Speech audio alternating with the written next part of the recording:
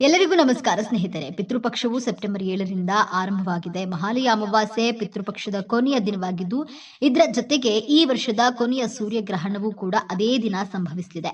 September 2025 ಅಂದ್ರೆ ಇದೇ ತಿಂಗಳು 21ನೇ ತಾರೀಕಿನಂದು ಶಕ್ತಿಶಾಲಿ ಸೂರ್ಯಗ್ರಹಣ ನಡೀತಾ ಇದೆ. 2025ರಲ್ಲಿ ನಡೆಯುತ್ತಿರುವ ಈ ವರ್ಷದ ಕೊನೆಯ ಸೂರ್ಯಗ್ರಹಣ ಇದಾಗಿದೆ. ಬನ್ನಿ, ಇಷ್ಟಕ್ಕೂ ಈ ಭಯಂಕರ ಸೂರ್ಯಗ್ರಹಣವು ನಡೆಯುವಂತಹ ಸಮಯ ಎಷ್ಟು, ಯಾವ ರಾಶಿಗಳಿಗೆ ಯಾವ ರೀತಿಯಾಗಿ ಪ್ರಭಾವ ಬೀರಲಿದೆ, ಅದೃಷ್ಟ ರಾಶಿಗಳು ಯಾವುವು, ಗರ್ಭಿಣಿ ಇರುವಂತಹ ಮಹಿಳೆಯರು ಪಾಲಿಸಲೇಬೇಕಾದ ನಿಯಮಗಳು ಯಾವುವು, ಕರ್ನಾಟಕದಲ್ಲಿ ಗ್ರಹಣ ಗೋಚರಿಸುವ ಸಮಯ ಯಾವಾಗ, ಈ ಎಲ್ಲಾ ಸಂಪೂರ್ಣವಾದ ಮಾಹಿತಿಯೊಂದಿಗೆ ತಿಳಿದುಕೊಳ್ಳಲು ತಪ್ಪದೆ ವಿಡಿಯೋಗೆ ಈಗಲೇ ಒಂದು ಲೈಕ್ ಮಾಡಿ, ವಿಡಿಯೋ ಸ್ಕಿಪ್ ಮಾಡದೆ ಕೊನೆ ತನಕ ನೋಡಿ. ಎಲ್ಲರೂ ಭಕ್ತಿಯಿಂದ ಓಂ ಶ್ರೀ ಮಹಾಲಕ್ಷ್ಮಿ ನಮಃ ಅಂತ ಕಾಮೆಂಟ್ ಮಾಡಿ.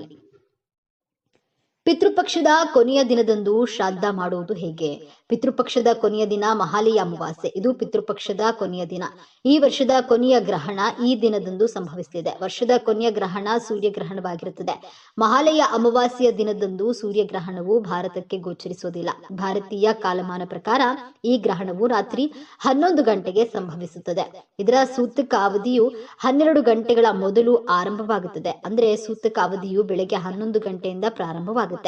ಗ್ರಹಣದ ಸೂತಕ ಅವಧಿಯು ಭಾರತದಲ್ಲಿ ಮಾನ್ಯವಾಗಿರುವುದಿಲ್ಲ. ಯಾಕಂದ್ರೆ ಈ ಗ್ರಹಣವು ಭಾರತದಲ್ಲಿ ಗೋಚರಿಸುವುದಿಲ್ಲ. ಈ ಕಾರಣದಿಂದಾಗಿ ಮಹಾಲಯ ಅಮಾವಾಸ್ಯೆಯಂದು ಶ್ರಾದ್ದ ಆಚರಣೆಗೆ ಯಾವುದೇ ರೀತಿಯ ತೊಂದರೆ ಇಲ್ಲ. ಕಟಕ ರಾಶಿ.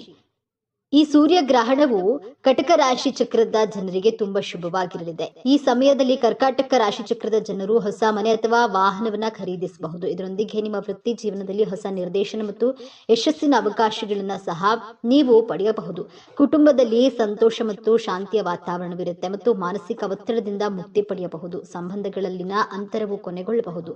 ಇದು ಕುಟುಂಬದಲ್ಲಿ ಐಕ್ಯತೆಯನ್ನ ಹೆಚ್ಚಿಸುತ್ತದೆ ಮತ್ತು ಯಾವುದೇ ಹಳೆಯ ವಿವಾದವನ್ನ ಸಹ ಪರಿಹರಿಸಬಹುದು. ಒಟ್ಟಾರೆಯಾಗಿ ಈ ಸಮಯವು ಶುಭ ಬದಲಾವಣೆಗಳನ್ನ ತರುತ್ತದೆ. ಕನ್ಯಾ ರಾಶಿ.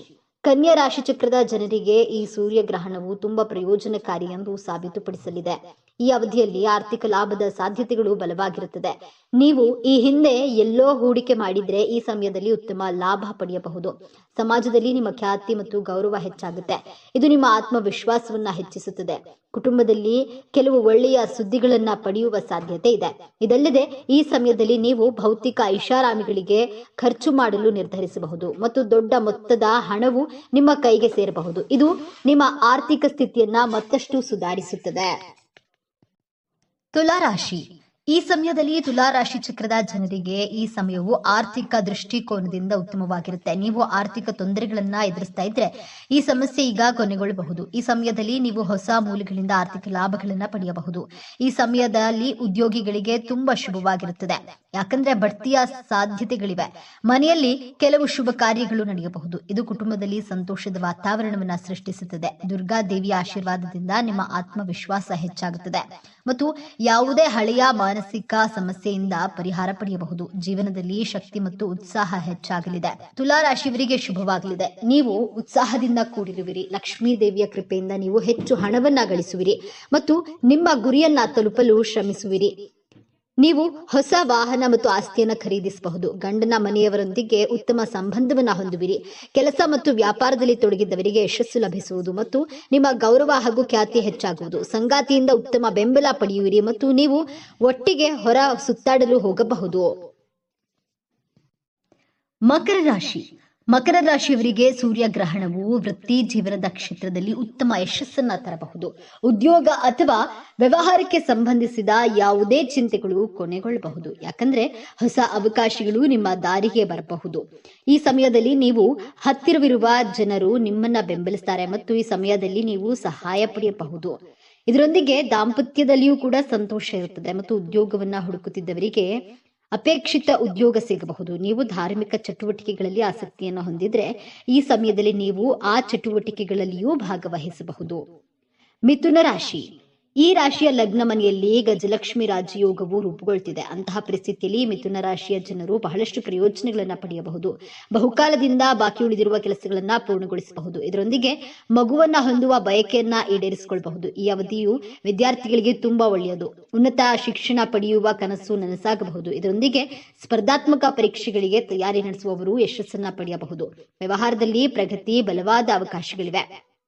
ಇದರೊಂದಿಗೆ ವ್ಯಾಪಾರದಲ್ಲಿ ನಡೆಯುತ್ತಿರುವ ಸಮಸ್ಯೆಗಳು ಈಗ ಕೊನೆಗೊಳ್ಳಬಹುದು. ಸಮಾಜದಲ್ಲಿ ಗೌರವ ಹೆಚ್ಚಾಗಬಹುದು. ಆರ್ಥಿಕ ಸ್ಥಿತಿ ಬಲವಾಗಲಿದೆ. ಇದರೊಂದಿಗೆ ಹೊಸ ಆದಾಯದ ಮೂಲಗಳನ್ನ ತೆರೆಯಬಹುದು.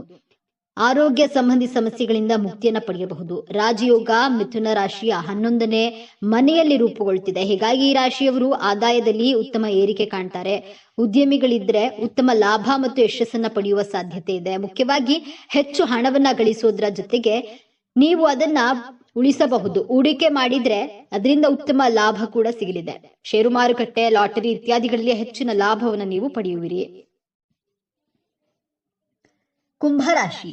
ಕುಂಭರಾಶಿಗೆ ಸೇರಿದ ಜನರಿಗೆ ಶನಿ ಮತ್ತು ಗುರುವಿನ ಹಿಮ್ಮುಖ ಚಲನೆಯು ಅತ್ಯಂತ ಹೆಚ್ಚಿನ ನೆಮ್ಮದಿಯನ್ನು ನೀಡಲಿದೆ. ಈ ಅವಧಿಯಲ್ಲಿ ಕುಂಭರಾಶಿಗೆ ಸೇರಿದ ಜನರ ಖರ್ಚು ಮತ್ತು ಸಮಸ್ಯೆಗಳು ಎಲ್ಲವೂ ದೂರವಾಗುವುದು.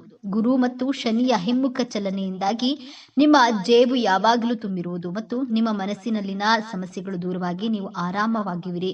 ಕುಂಭರಾಶಿಗೆ ಸೇರಿದ ಜನರಿಗೆ ಈ ಅವಧಿಯಲ್ಲಿ ಧನ ಸಂಪತ್ತಿನ ಸಾಕಷ್ಟು ಹೆಚ್ಚಳವಾಗಲಿದೆ. ಈ ರಾಶಿಗೆ ಸೇರಿದ ಜನರು ನಿಮ್ಮ ಮನೆಯವರೊಂದಿಗೆ ಉತ್ತಮ ಸಮಯವನ್ನ ಕಳೆಯುವ ಅವಕಾಶ ಲಭಿಸುವುದು. ಕುಂಭರಾಶಿಗೆ ಸೇರಿದ ಜನರ ಗೌರವ ಮತ್ತು ಖ್ಯಾತಿ ಸಮಾಜದಲ್ಲಿ ಸಾಕಷ್ಟು ಹೆಚ್ಚಳವಾಗುವ ಸಾಧ್ಯತೆ ಇದೆ. ದೀಪಾವಳಿಯ ಅವಧಿಯಲ್ಲಿ ಕುಂಭರಾಶಿಗೆ ಸೇರಿದ ಜನರು ಅತ್ಯಂತ ಹೆಚ್ಚಿನ ಸಂತೋಷದಿಂದಿರುವುದು ಖಂಡಿತ.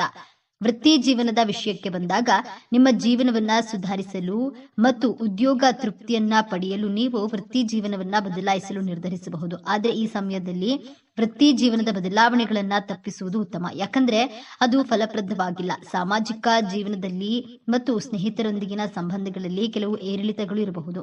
ನಕಾರಾತ್ಮಕವಾಗಿ ಪ್ರತಿಕ್ರಿಯಿಸುವ ಮೂಲಕ ಸಂಬಂಧಗಳನ್ನ ಹದಗೆಡಿಸಬೇಡಿ. ಸೂರ್ಯಗ್ರಹಣ ಯಾವಾಗ ಮತ್ತು ಎಲ್ಲಿ ಗೋಚರಿಸುತ್ತೆ? 2025ರ ಕೊನೆಯ ಸೂರ್ಯಗ್ರಹಣ ಸೆಪ್ಟೆಂಬರ್ 21ರಂದು ನಡೆಯಲಿದೆ. ಇದು ರಾತ್ರಿ 11 ಗಂಟೆಗೆ ಪ್ರಾರಂಭವಾಗಿ ಮರುದಿನ ಸೆಪ್ಟೆಂಬರ್ 22ರಂದು ಬೆಳಗಿನ ಜಾವ 3:24ಕ್ಕೆ ಕೊನೆಗೊಳ್ಳುತ್ತೆ. ಇದು ಭಾಗಶಃ ಸೂರ್ಯಗ್ರಹಣವಾಗಿರುತ್ತದೆ. ಇದು ದಕ್ಷಿಣ ಪೆಸಿಫಿಕ್ ಮಹಾಸಾಗರ, ನ್ಯೂಜಿಲೆಂಡ್, ಅಂಟಾರ್ಟಿಕಾ ಮತ್ತು ದಕ್ಷಿಣ ಆಸ್ಟ್ರೇಲಿಯಾದ ಕೆಲವು ಭಾಗಗಳಿಂದ ಗೋಚರಿಸಲಿದೆ. 2025ರ ಕೊನೆಯ ಸೂರ್ಯಗ್ರಹಣದ ದಿನದಂದು ನೀವು ಈ ಕೆಲಸಗಳನ್ನ ಮಾಡಬೇಡಿ. ಸೂರ್ಯಗ್ರಹಣದ ಸಮಯದಲ್ಲಿ ಕೋಪಗೊಳ್ಳಬೇಡಿ. ಈ ದಿನ ಕೋಪಗೊಳ್ಳೋದ್ರಿಂದ ಮುಂದಿನ 15 ದಿನಗಳು ನಿಮಗೆ ಅಪಾಯವು ಎದುರಾಗುವುದು. ಸೂರ್ಯಗ್ರಹಣದ ಸಮಯದಲ್ಲಿ ಆಹಾರವನ್ನ ಸೇವಿಸಬೇಡಿ. ಇದಲ್ಲದೆ ಪೂಜೆ ಮಾಡುವುದನ್ನ ಸಹ ನಿಷೇಧಿಸಲಾಗಿದೆ. ಸೂರ್ಯಗ್ರಹಣದ ಸಮಯದಲ್ಲಿ ಯಾವುದೇ ನಿರ್ಜನ ಸ್ಥಳ ಅಥವಾ ಸ್ಮಶಾನಕ್ಕೆ ಹೋಗಬಾರದು. ಈ ಸಮಯದಲ್ಲಿ ನಕಾರಾತ್ಮಕ ಶಕ್ತಿಗಳು ಹೆಚ್ಚಿನ ಪ್ರಮಾಣದಲ್ಲಿ ಪ್ರಾಬಲ್ಯವನ್ನ ಸಾಧಿಸುತ್ತವೆ. ಸೂರ್ಯಗ್ರಹಣದ ಸಮಯದಲ್ಲಿ ಯಾವುದೇ ಹೊಸ ಕೆಲಸವನ್ನ ಪ್ರಾರಂಭಿಸಬಾರದು, ಯಾಕಂದ್ರೆ ಗ್ರಹಣದ ಸಮಯದಲ್ಲಿ ನಕಾರಾತ್ಮಕ ಶಕ್ತಿಯು ಮೇಲುಗೈ ಸಾಧಿಸುತ್ತದೆ. ಗ್ರಹಣದ ಸಮಯದಲ್ಲಿ ಗಂಡ ಹೆಂಡತಿ ದೈಹಿಕ ಸಂಬಂಧವನ್ನ ಹೊಂದಬಾರದು. ಹೀಗೆ ಮಾಡೋದ್ರಿಂದ ನಿಮ್ಮ ಮನೆಯ ಶಾಂತಿ ಮತ್ತು ಸಂತೋಷ ಹಾಳಾಗಬಹುದು. 2025ರ ಕೊನೆಯ ಸೂರ್ಯಗ್ರಹಣದ ದಿನದಂದು ನೀವು ಈ ಕೆಲಸಗಳನ್ನ ಮಾಡಬಹುದು. ಸೂರ್ಯಗ್ರಹಣದ ಸಮಯದಲ್ಲಿ ಒಬ್ಬರು ದೇವರ ಮಂತ್ರವನ್ನ ಪಠಿಸುವುದು ತುಂಬಾನೇ ಒಳ್ಳೆಯದು. ಇದು 10 ಪಟ್ಟು ಹೆಚ್ಚು ಶುಭ ಫಲಗಳನ್ನು ನೀಡುತ್ತೆ ಎನ್ನುವ ನಂಬಿಕೆ ಇದೆ. ಸೂರ್ಯಗ್ರಹಣದ ನಂತರ ಶುದ್ಧ ನೀರಿನಿಂದ ಸ್ನಾನ ಮಾಡಿ ಬಡವರಿಗೆ ನಿಮ್ಮ ಕೈಯಲ್ಲಾದಷ್ಟು ದಾನವನ್ನ ಮಾಡಿ. ಸೂರ್ಯಗ್ರಹಣದ ನಂತರ ಇಡೀ ಮನೆಯನ್ನ ಶುದ್ಧೀಕರಿಸಬೇಕು. ಹೀಗೆ ಮಾಡೋದ್ರಿಂದ ಮನೆಯಲ್ಲಿರುವ ಎಲ್ಲಾ ನಕಾರಾತ್ಮಕ ಶಕ್ತಿಗಳು ದೂರವಾಗುತ್ತೆ. ಗ್ರಹಣದ ಸಮಯದಲ್ಲಿ ಹಸುಗಳಿಗೆ ಹುಲ್ಲು, ಪಕ್ಷಿಗಳಿಗೆ ಆಹಾರ ಮತ್ತು ನಿರ್ಗತಿಕರಿಗೆ ಬಟ್ಟೆಗಳನ್ನ ದಾನ ಮಾಡೋದ್ರಿಂದ ಅನೇಕ ಪಟ್ಟು ಹೆಚ್ಚಿನ ಪುಣ್ಯ ಸಿಗುತ್ತೆ ಎನ್ನುವ ನಂಬಿಕೆ ಇದೆ. ಈ ವಿಡಿಯೋ ಹಾಗೂ ಈ ಮಾಹಿತಿ ನಿಮಗೆ ಇಷ್ಟವಾಗಿದ್ರೆ ಈ ವಿಡಿಯೋವನ್ನ ಲೈಕ್ ಮಾಡಿ, ಶೇರ್ ಮಾಡಿ. ಗರ್ಭಿಣಿಯರು ಇರುವಂತಹ ಮಹಿಳೆಯರಿಗೂ ಮತ್ತು ನಿಮ್ಮ ಸ್ನೇಹಿತರಿಗೂ, ನಿಮ್ಮ ಸಂಬಂಧಿಕರಿಗೂ ಎಲ್ಲಾ ಕಡೆ ಶೇರ್ ಮಾಡಿ. ಎಲ್ಲರೂ ಭಕ್ತಿಯಿಂದ ಓಂ ಶ್ರೀ ಮಹಾಲಕ್ಷ್ಮಿ ನಮಃ ಅಂತ ಕಾಮೆಂಟ್ ಮಾಡಿ. ಧನ್ಯವಾದಗಳು.